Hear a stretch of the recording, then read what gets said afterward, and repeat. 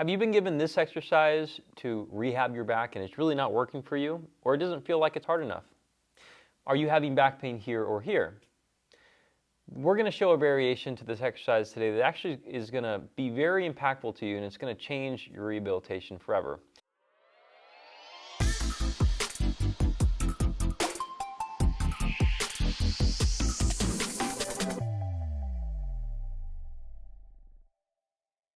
So Dawn's going to get right into it. Go ahead and lie on your back. I'm Sebastian, this is Dawn. We're the locally world famous chiropractors in Costa Mesa, California. Me on my back? Actually, you're right. I'm the subject in this one. We've been trading off. So we're going to show you a version that is going to work for you. Yep, absolutely. So I think we should show wrong first, because this one's a little bit harder to see, so you guys are going to have to zoom in just a little bit, right? Yep. So in this one, ultimately, is feeling like you're sucking the belly button towards the spine. I think that this was a really old way to get certain areas like transverse abdominis, multifidi of the spine to work and help stabilize the spine. And so honestly, research has shown that this is not as beneficial as we thought it was. And so I'm going to take you through a different way to get the stabilization and activation that you need. Put your hands on your hips for me. So find the hip bones on the side here, kind of like if you're mad, you're going to put your hands on your hips here. And there's two spots that there's two spots we're going to focus on with this. I want you to breathe actually into the pointer fingers of your hips here. Yep, of your hands in front of the hips. So he's kind of here, finding the pointy bone on the hips, and he's breathing right into this spot here. Some people, this may be hard in the first place. Some, it may be real easy. So pause the video if you need to. Take the time you need to try to breathe and expand your belly into those spots. And then where you feel the inside of the thumb and pointer finger around the top of the hips here, I want you to add with this breathing into the sides there, feeling like your hands are being pushed out with your belly in this one. And so again, just for video and time purposes, pause the video if you need time to practice this, but pointer fingers is number one, breathing wide is number two, and then we're going to take breathing into this here. So let's hear your breath in, and then blow up a balloon on your way out. Perfect. Make it louder so the video can hear you. Beautiful. And I want you guys, as you're practicing this, to feel with those pointer fingers and with the sides of your hands, what's happening in that area as you're blowing up the balloon with your mouth like this. What are you feeling, Sebastian? I feel my back kind of flatten into the ground. Okay. And I feel pressure into my whole webbing. Absolutely. So it's not bracing stiffness, we can't breathe through it, and it's not sucking the belly button towards the spine. It's learning how to stabilize 360 around the spine and learning to breathe with it as well.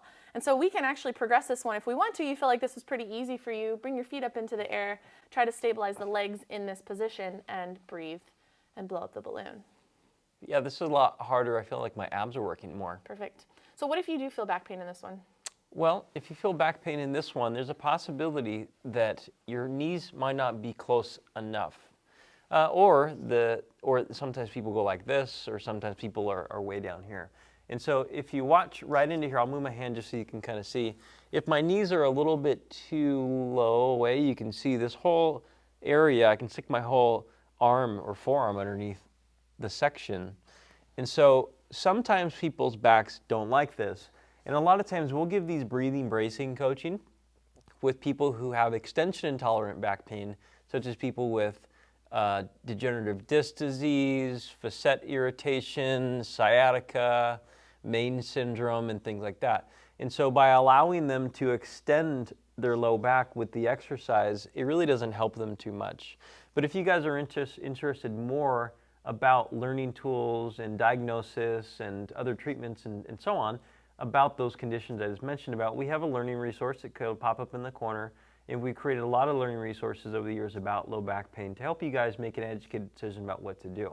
But with the exercise, we're going to just bring your knees a little bit closer and breathe a little bit more aggressively into the webbings, as Dawn said. Mm-hmm. Anything you'd like to add to that? Yeah, let's see if you could talk through this. Breathe in and tell them one more thing that you want them to know as you breathe out. So I really like pistachios. Pistachios are awesome, but in California, the weather is moist enough to where if you leave the bag open, they get really soggy. And Fun I heard that in Colorado and Utah, pistachios taste better longer. I love pistachios.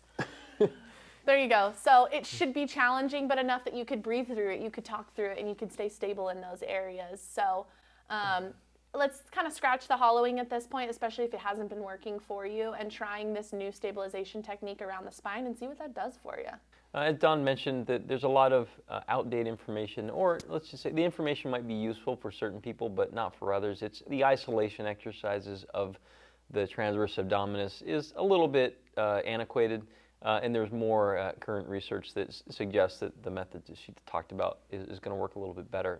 If you guys want to update your rehabilitation and the exercises that you're doing into more challenging ones or ones that are updated like I mentioned, just reach out to us. We can definitely show them to you. It doesn't take a lot to add to these exercises and make them hard. We want the body to adapt and the back to become resilient. And that's the whole point, so you can go back into doing what you want to do so you don't have a relapse. There's nothing more frustrating than feeling better and then it coming back. Reach out to us. All of our contacts are at the bottom. We'll see you guys next time. Subscribe to the channel and like the video.